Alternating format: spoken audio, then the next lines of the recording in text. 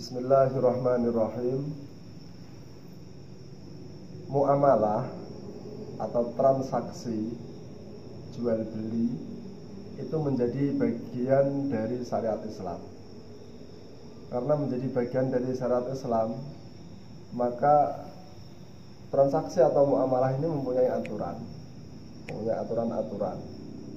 Ya, aturan dasarnya muamalah atau transaksi ini yang pertama ada penjual, yang kedua ada pembeli, yang ketiga ada barang yang diperjualbelikan, terus yang keempat ada akad. Nah, ini 4 hal. Bicara tentang penjual mudah pembahasannya, punya barang dijual. Bicara tentang pembeli mudah, ada uang, niat membeli, beli, selesai. Nah, terus yang ketiga ada barang yang diperjualbelikan. Nah, ini mulai masuk ke pembahasan yang lebih spesifik. Tentu satu, ada barangnya. Terus barang itu memiliki manfaat. Barang itu memiliki manfaat dan menjadi milik penjual secara sempurna. Jadi tidak boleh misalnya ada barang belum milik tam, belum milik sempurna, kemudian dijual sama orang yang belum sempurna memiliki, itu tidak boleh. Gagal dalam persyaratan ketiga ini. Terus yang keempat ada akad. Nah, akad di sini penting. Kembali kepada akad. Akad itu penting. Akadnya harus jelas. Ya. Akadnya harus jelas. Termasuk ketidakjelasan akad adalah adanya 2 akad atau akad ganda dalam jual beli. Itu juga tidak diperkenankan. Misalnya kamu kalau membeli ke saya cash sekian, kalau tempo sekian misalnya. Tidak boleh orang melakukan transaksi dengan akad seperti itu. Maka harus diulang. Ketika terjadi kesepakatan bahwa orangnya akan tempo, maka harus diulang akadnya. Anda ingin membeli barang saya secara tempo, harganya sekian, kemudian diterima sama pembelinya. Harus diulang seperti itu, membuat akad baru. Kembali ke bahasan pokok. Jadi adanya penjual, adanya pembeli, adanya barang yang diperjualbelikan, tadi sudah dijelaskan. Barangnya itu mempunyai nilai manfaat, tidak barang yang dilarang, tidak barang yang haram. Ada loh, sekarang transaksi kan banyak barang-barang haram. Misalnya transaksi narkoba, atau mungkin transaksi barang curian. Nah, atau mungkin transaksi barang yang masih dalam masa kredit misalnya. Itu masuk, itu belum jadi milik tam, belum sempurna kepemilikannya, tidak boleh diperjualbelikan. Terus yang terakhir akad, ya. Akad kembali lagi, akad harus benar, akad harus jelas, sehingga dengan keberadaan persyaratan transaksi atau muamalah ini, maka konsep antarodin minkum, konsep kerelaan kedua belah pihak itu terjaga. Dan disinilah Islam itu hadir dengan aturannya, dengan tata caranya, termasuk dalam hal ini adalah tata cara jual beli. Itu diharapkan setiap orang yang melakukan transaksi kemudian tidak ada yang merasa dirugikan sepihak atau dikecewakan sepihak. Sekali lagi, untuk membangun konsep antarodin minkum, maka kedua belah pihak yang melakukan transaksi seyogianya melakukan transaksi dengan cara yang benar, jujur dengan barangnya. Nah, karena banyak orang yang membeli kemudian merasa kecewa di kemudian hari. Bahkan ada yang membeli itu malah dirugikan. Contoh misalnya, bukan miliknya sendiri, milik orang lain misalnya. Atau entah itu barang curian, atau barang itu barang dalam masa kredit yang belum selesai kemudian dijual. Ini tidak hanya mengecewakan, ini malah merugikan. Bisa-bisa si pembeli malah nanti kalau dihukum kita malah dianggap sebagai penadah dan seterusnya. Ini kan malah membahayakan. yang seharusnya konsep muamalah ini dihadirkan di tengah umat sebagai solusi kebaikan, malah menjadi kemudaratan. Nah, kira-kira itu yang perlu kita sampaikan berkaitan dengan masalah transaksi atau muamalah. Kalau mungkin ada yang mau ditanyakan berkaitan dengan ini, nggak apa-apa. Mau tanya Pak? Ya. Ini kan jual beli itu kan banyak ya. Jadi orangnya kan itu macam-macam. Ya seperti yang dibilang Bapak Rodi tadi kan bilang, jadi berkredit itu kan tidak boleh membeli barang yang dari kredit. Kalau dari pihak yang menjual itu kan misal udah jalan 6 bulan, terus kan kreditnya misal ambil setahun, karena itu kan masih masa kredit.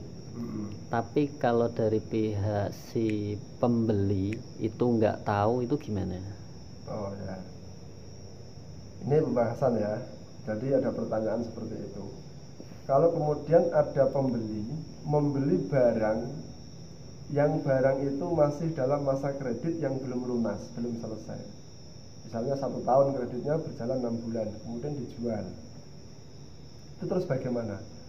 Kalau yang membeli itu tahu bahwa barang itu barang yang masih masa kredit, maka jelas tidak boleh. Kenapa tidak boleh? Karena ini akan merugikan pihak ketiga. Pihak ketiga adalah yang memberikan kredit. Maka kalau misalnya mau menyelesaikan urusan dengan pihak yang ketiga tadi, harusnya pakai sistem take over misalnya. Jadi kalau take over itu kan diketahui oleh ketiga pihak semuanya, yang memberi kredit, kemudian yang mengambil kredit sebagai pihak penjual dan pembeli, semuanya tahu. Tapi kalau dijual sepihak, berarti dia kan barang itu hakikatnya kan belum menjadi milik tam, belum menjadi milik sempurna, karena sebagian masih miliknya finance itu. Nah, maka tidak boleh. Ini sama dengan kita kalau tidak dikatakan mencuri, ini setengah mencuri miliknya, haknya finance, kita jual kepada calon pembeli kita. Dan ini tidak boleh. Tapi kalau tidak tahu bagaimana dari pihak pembeli? Kalau tidak tahu, ya namanya tidak tahu. Mau dibahas dari sudut mana, namanya tidak tahu. Tetapi seyogianya pembeli itu hati-hati. Kalau memang dimungkinkan di situ ada semacam kecurigaan. Contoh ini misalnya, barang ini masih bagus karena baru dipakai 6 bulan misalnya. Barangnya masih bagus, ini serinya juga masih baru, lu kok dijual? Ini perlu ditanyakan.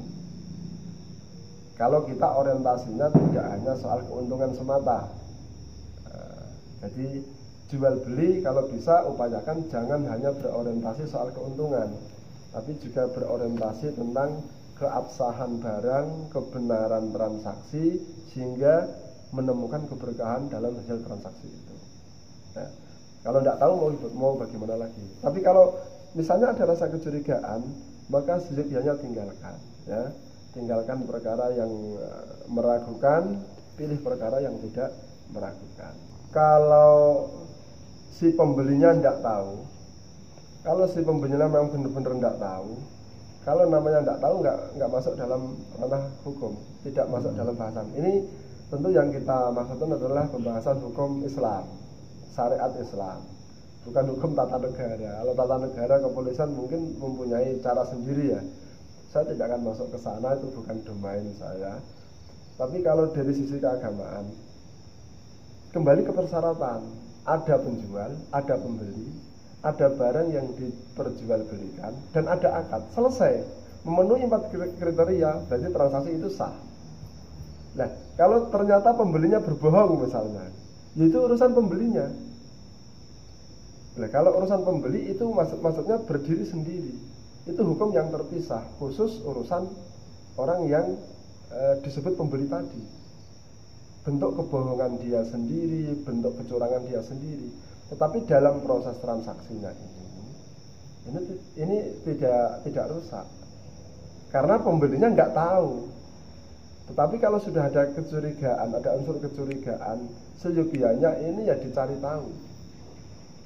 Kenapa kok dijual, barangnya masih bagus, dan seterusnya. Untuk meyakinkan bahwa barang yang dijual ini benar-benar barang yang sudah menjadi miliknya sempurna, atau barangnya tidak ada permasalahan. Sebab nanti akan jatuh kepada satu situasi yang merugikan sebagian pihak.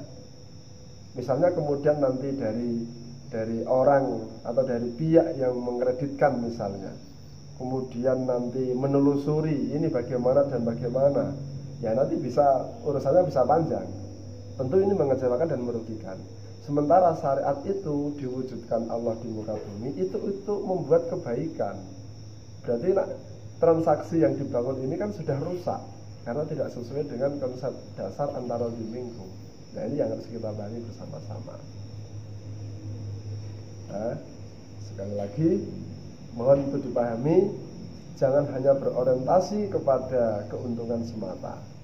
Tetap mencari keuntungan menjadi tujuan dari transaksi atau dari sebuah bisnis, tapi jangan jadikan itu sebagai tolak ukur paling dasar. Tolak ukur paling dasar adalah transaksi dengan cara yang baik, karena dengan transaksi yang baik maka akan ada keberkahan di sana. Ya, semoga bermanfaat.